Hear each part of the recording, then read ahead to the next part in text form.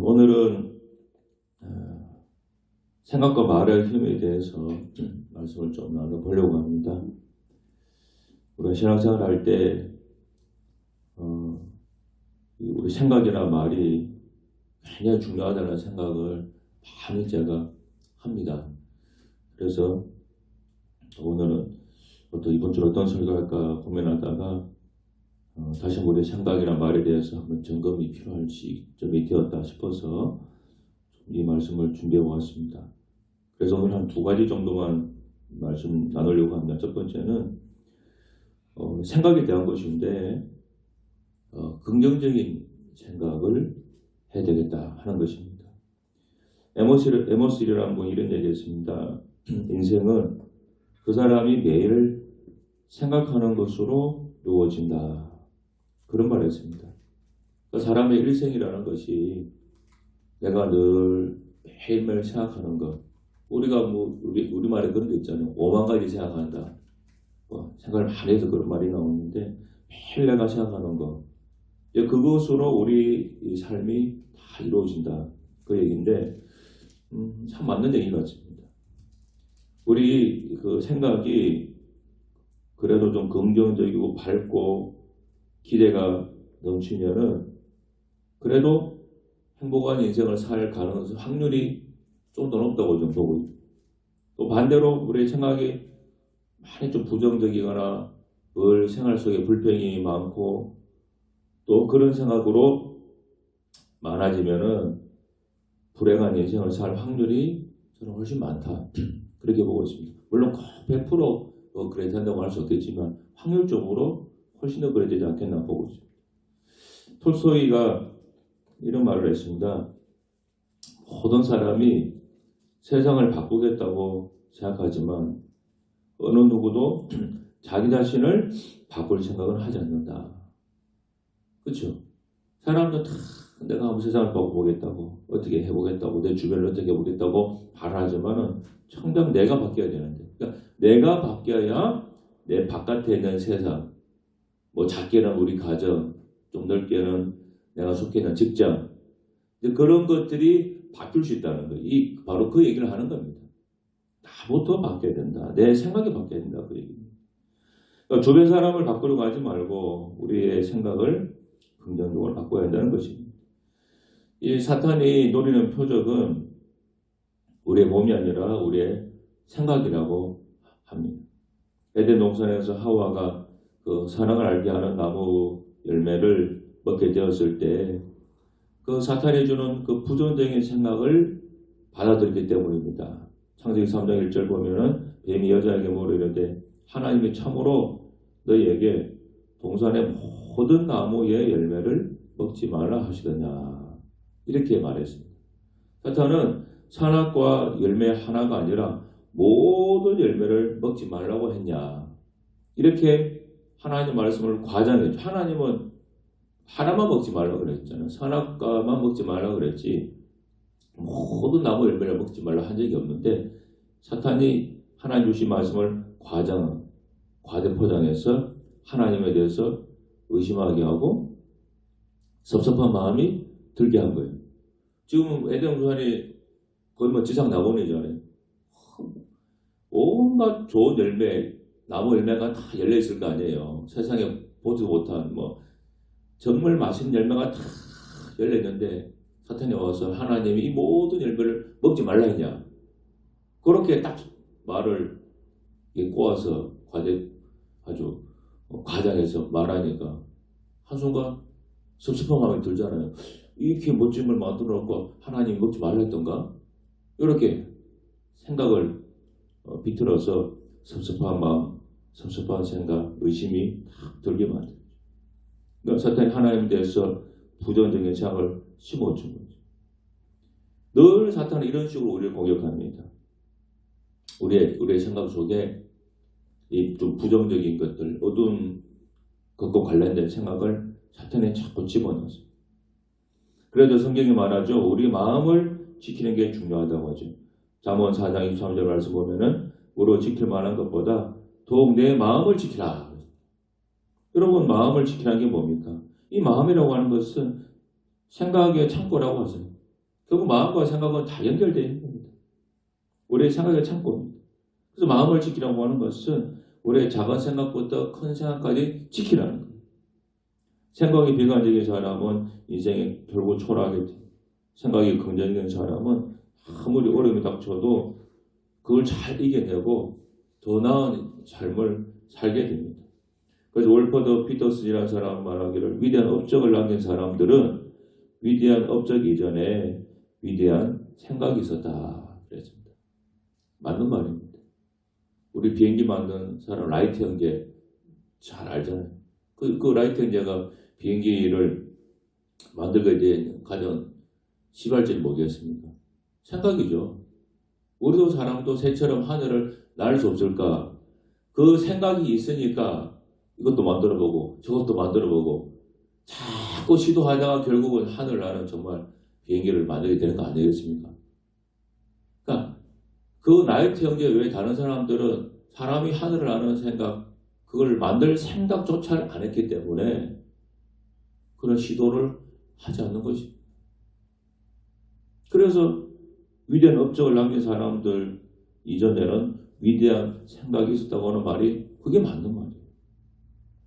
생각은 남이 하는 것이 아니라 내가 하는 것입니다. 그래서 특별히 우리 상황이 어려울 때일수록 그럴 때일수록 우리의 생각을 긍정적인 생각을 해야 됩니다. 사업이 어려울 때, 또 몸이 아플 때, 또 인간관계가 어려울 때 그때 마음을 지켜야 됩니다. 그때 생각이 중요합니다. 민수기 13장 보면 잘 아신 내용이 있죠. 가나안 정탐꾼 13명 보낸 것, 12명 보낸 것.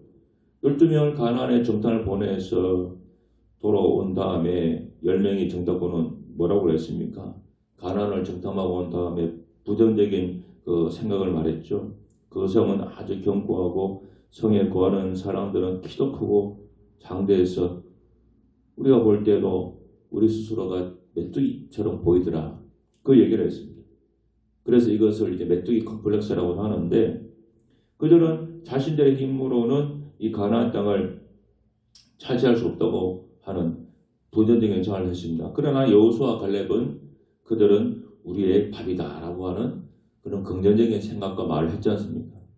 자, 이 12명 중에 10명과 2명, 이 두 그룹 중에 누가 정상일까요? 여호수아와 갈렙이 비정상입니다. 10명의 정탐꾼이 정상적인 사람입니다. 그들은 상황을 정확하게 봤습니다. 그들은 이성적인 생각을 했고 평범한 사람이라고 한다면 누구나 다 이 10명처럼 생각을 하게 되어 있습니다. 10명이 정상이에요. 우리 사람 눈에 볼 때.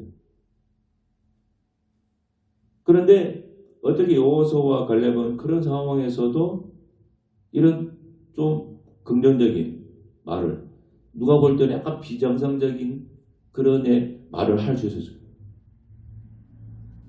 누가 봐도 그 가난한 사람들은 키도 그냥 골략 같은 사람이니까 키도 크고 막 무기도 철로 된 무기고 손도 크고 그런 사람이 지천에 깔려 있는 걸 딱 봤는데 야 정말로 이기기 힘들겠다. 성도 크고 키도 대단하고 그렇게 생각하는 게 정상 아니에요. 그러나 여호수아 갈렙은 상황을 보지 않고 하나님께서 가나안 땅을 이스라엘 백성들에게 주겠다 하신 그 말씀을 믿었기 때문에 누가 봐도 좀 정상적이지 않은 생각과 말을 한 거예요. 소위 긍정의 말, 믿음의 말을 한 겁니다. 그래서 예수님 믿는 우리들은 우리 마음을 긍정적으로 유지해야 돼요. 왜? 하나님께서는 모든 면에서 긍정적이신 분이기 때문에. 홍해 앞에서도 하나님은 갈라주시다 그랬죠. 골리앗 앞에서도 하나님은 다윗을 통해서 골리앗을 이길 수 있다고 말씀하시잖아요. 다윗이 한 말이지만 그 하나님 하신 말씀. 하나님이 다윗의 입을 통해서 사람들에게 들려주는 말이에요. 하나님 나타나가지고 사람들 막 말할 수 없잖아요. 언제나 사람이 입을 통해서 말하잖아요. 그러니까 다윗의 입을 통해서 하나님이 하고 싶은 말을 해주신 거예요. 다 골리앗을 이길 수 있다. 그래서 우리가 하나님을 살아가지 믿는다고 한다면 우리 역시도 언제나 긍정적인 생각을 해야 됩니다. 그것이 믿음이에요. 조종사들이 비행기를 타고 가다가 비행기가 구름에 갇혀서 아무도 보이지 않을 때가 있습니다. 이 조종사들이 비행기 운전할 때 앞을 다 보고 운전합니다. 기자, 부기장이 있으면 둘 다 잠을 자지 않아요. 한 사람은 자고 한 사람은 안 자고 앞을 다 봅니다. 왜냐하면 뭔가 날아올 수 있기 때문에. 근데 구름이 갇혀서 아무도 보이지 않을 때가 있잖아요. 먹구름 같은 거. 그럴 때에는 구름을 계속 달릴 때 두려운 생각이 들죠. 왜 갑자기 뭔가 튀어나올 수 있으니까. 그때 조종사는 무엇을 보고 날아가느냐. 구름을 보지 않고 계기판을 보고 쫙 날아가는 거예요. 고도가 얼마나 계기판 보고 쭉 그냥 믿고 날아가는 거예요. 그래서 우리가 상황이 어려울 때 상황을 보고 절망적인 생각을 하지 말고 말씀 계기판을 딱 보고 우리가 긍정적인 생각을 해야 돼요. 하나님의 말씀에 우리를 지켜준다고 했으니까 그 말씀 계기판을 딱 보고 그걸 믿고 쭉 나가야 됩니다. 생각이 부정적인 사람은 가나안 땅을 눈앞에 두고도 축복을 누릴 수가 없습니다. 생각이 긍정적인 사람은 아무리 거친 광야에 살아도 결국은 가나안 축복을 다 누리잖아요. 그래서 한 사람 미래는 바로 그 사람의 생각으로 안다고 합니다. 잠언 23장 7절 말씀이 나옵니다. 대저 그 마음에 생각이 어떠하면 그 위도 그러한즉. 이 말은 생각이 사람을 결정한다는 그 뜻입니다. 그 사람의 생각이 그 사람의 삶을 결정한다. 그 말씀.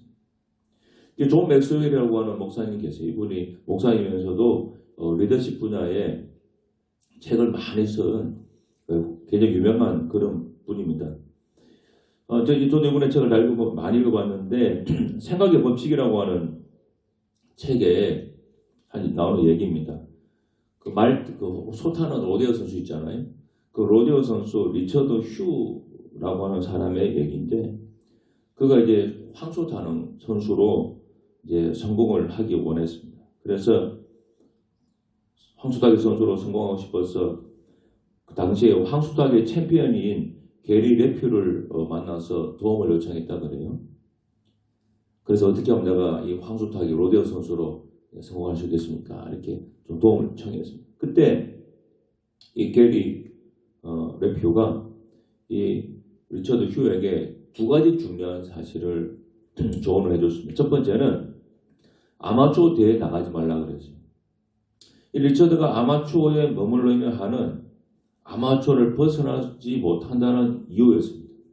그래서 생각부터 바꿔야 되니까 아마추어 대회에 나가지 말라는 거예요. 그러면 그 사람 생각이 자꾸 아마추어에 머물 수 있다고 그렇게 본 것이죠. 그리고 두 번째는 그에게 생각하는 능력에 관한 책을 많이 읽으라고 얘기를 했다 그래요. 생각을 바꾸는, 생각에 도움을 주는 그런 책을 많이 읽고 특히 우승한 선수들과 자꾸 올리라고 했습니다. 누구를 만나느냐도 영향을 주기 때문에 그렇습니다. 우승한 선수를 자꾸 만나봐야 그 사람들한테서 우승할 수 있는 얘기를 자꾸 들을 거 아니에요. 2등, 3등만 만나면 2등, 3등 얘기만 듣습니다. 근데 자꾸 1등을 만나보면은 이렇게 해서 1등 했더라, 이렇게 해서 뭐 했더라, 그런 비결을 듣잖아요.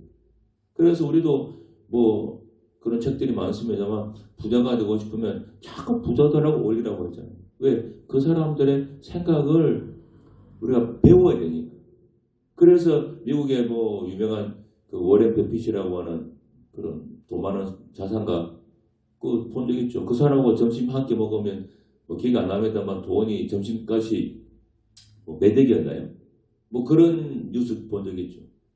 왜 사람들이 그 사람하고 점심 한 끼 먹는데 수억 원을 주면서까지 점심 먹겠습니까?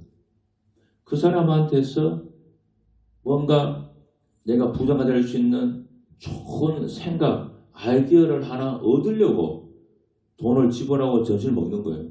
그런데 그런 사람은 점심 한 끼 먹고 나면은 그 이상의 값어치를 한다는 거예요. 그래서 이 리처드한테도 생각에 하는 능력에 관한 책을 많이 읽고 우수한 선수들을 어떻게든 그 사람들하고 올려라. 그래 조언했습니다. 그래서 생각의 중요성을 깨달은 리처드는 그 후에 실제로 많은 로데오 경기에서 우승을 걸머지게 됐다고 합니다. 물론 리처드 이 사람이 로데오로 선수로 성공한 이유는 단지 생각이기 때문만은 아닙니다. 다른 선수들과 마찬가지로 연습도 열심히 했습니다. 하지만은 훈련과 연습에 힘을 실어주고 자신의 잠재력을 끌어내는데 생각이 기폭제 역할을 했다. 그렇게 인정을 했습니다. 나 열심히 연습도 했지만은 내가 이 생각이 나를 우승하는데 기폭제 역할을 했다. 그렇게 인정했습니다. 그래서 생각이 승리한 자가 이미 승리한 자다. 이 생각의 중요성을 이 존 맥스웰 이분이 이 예를 통해서 얘기해주고 있습니다. 그 생각이 분열적인 사람은 이미 그 사람은 실패한 거예요. 더 해볼 것도 없습니다. 이미 실패한 겁니다. 우리의 외모가 바깥 주인이라고 한다면 생각은 안 주인입니다. 바깥 주인을 움직이는 실체는 바로 안 주인이죠. 그래서 어떤 생각을 하느냐에 따라서 외모가 달라지는 거예요. 기쁜 생각하면 얼굴이 어떻게 됩니까? 즐거운 표정이 다 드러나죠. 반대로 슬픈 생각을 하면 얼굴에 수심이 가득하게 됩니다. 왜? 실세는 안주인이니까, 실세는. 이 안주인이 실세니까 바깥 주인을 좌지우지하는 거예요. 우리 인생의 실세는 생각입니다, 생각.